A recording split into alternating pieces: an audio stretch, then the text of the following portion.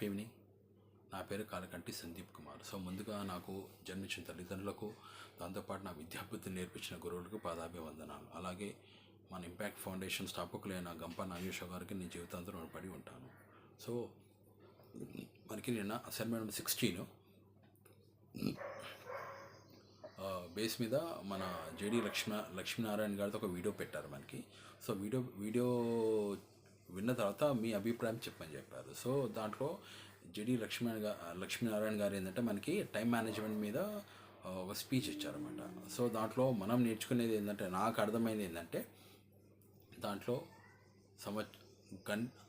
సంవత్సరము, నిమిషము, గంట, నెల, సో దీన్ని ఇంపార్టెన్స్ గురించి చెప్పారన్నమాట. సో ఏదైనా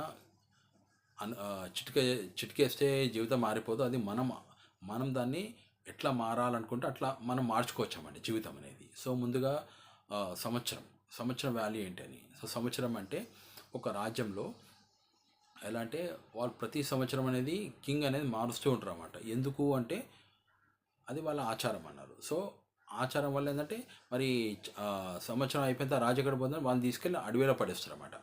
అడవిలో పడేసినాక వాళ్ళు అక్కడ వైల్డ్ యానిమల్స్ అనేది ఇంకా తినేస్తాయా లేకపోతే పారిపోతాయా అనేది వాళ్ళకి సంబంధం ఉండదు. సో ఇట్లా రెండు మూడు సంవత్సరాలు నడుస్తూ ఉంటుంది. అది ఎప్పుడు నడుస్తూ ఉంటుంది. అయితే ఒక్కోసారి ఒక మనిషి అక్కడ వచ్చినాక అతనికి ఆలోచన వస్తుంది, సరే ఏంటిది, సరే దీన్ని నేను ప్రయత్నిస్తానని చెప్పేసి అతను ఏం చేస్తాడు, ఒక నలుగురు బట్టలు తీసుకెళ్తాడు. అక్కడున్న అడవి దాంట్లో పంట పొలాలు చేయమంటాడు. అక్కడ మీ ఖర్చు నేను భరిస్తా అంటాడు. సో అట్లా అయిపోతాం. సెకండ్ టైం వెళ్ళినప్పుడు ఇంకా నలుగురు సైనికులను తీసుకెళ్ళి అక్కడ ఒక విలేజ్ లెక్క క్రియేట్ చేయమంటాడు. సో ఇట్లా రాను చేస్తున్న కొద్దీ సంవత్సరం టైం అయిపోతుంది. అయిపోగానే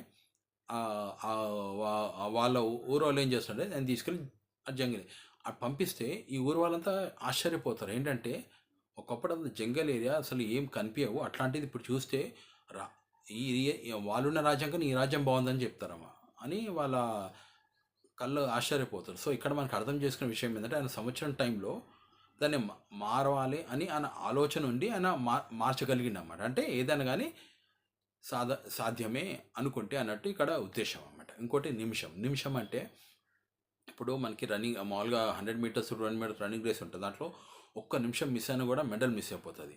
ఫస్ట్ సెకండ్ థర్డ్ అంటే హార్డ్లీ వాళ్ళ సెకండ్స్ అన్ని 1 సెకండ్ 2 సెకండ్స్ అంతే, హార్డ్లీ డిఫరెన్స్.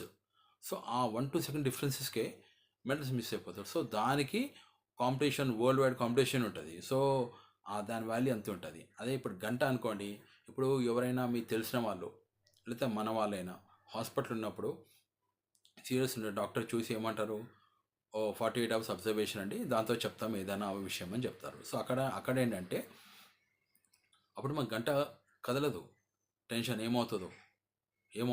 సో అక్కడ ఏంటంటే అక్కడ మనకి గంట విలువ అని తెలుస్తుంది. అదే ఇప్పుడు నెల వాల్యూ తెలియాలనుకోండి, ఇప్పుడు స్టూడెంట్స్ ఉంటారు, వాళ్ళేమంటారు ఇంకో నెల ఉందిలే చదువుకుందాంలే అని ఆ దృష్టికోణంలో వెళ్ళిపోతుంటారు. కానీ లాస్ట్ మూమెంట్ వచ్చేసరికి ఇంకా స్టార్ట్ చేస్తారు, ఇంకా 1 డే బ్యాటింగ్ చేస్తూ ఉంటారు. సో ఆ టెన్షన్, ఎందుకంటే ఆ టెన్షన్లో దానివల్ల వచ్చే కాన్సిక్వెన్సెస్ ఇంకో తింటాగా. అదే ముందే ప్రీ ప్లాన్ చేసుకుని వెళ్ళిపోయినా అనుకోండి, మైండ్కి స్ట్రెస్ ఉండదు, ఇంకా ఆటోమేటిక్గా మనము ఫ్రీ ఫ్లోగా వెళ్ళిపోవచ్చు అన్నమాట. దాని వాల్యూ అట్లా. అదే సంవత్సరం కానీ, నిమిషం కానీ, నెల కానీ అట్లా. సో ఇంకా అలా సో దాని వాల్యూ టైం మేనేజ్మెంట్ అనేది మనం ప్లాన్ చేసుకుంటే వెళ్ళిపోవాలి.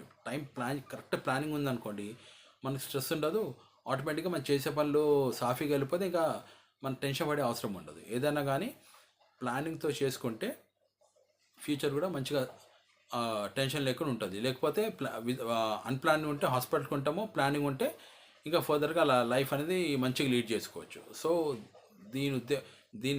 దాని అర్థం దాని మీనింగ్ నాకు అర్థమైంది అట్లాగా. సో ప్లానింగ్ అన్ప్లానింగ్ అనేది చాలా ఇంపార్టెంట్ లైఫ్ అనేది. సో అది చాలా బాగా నచ్చింది పాయింట్ అనేది. So thank you sir. జై హింద్, జై భారత్.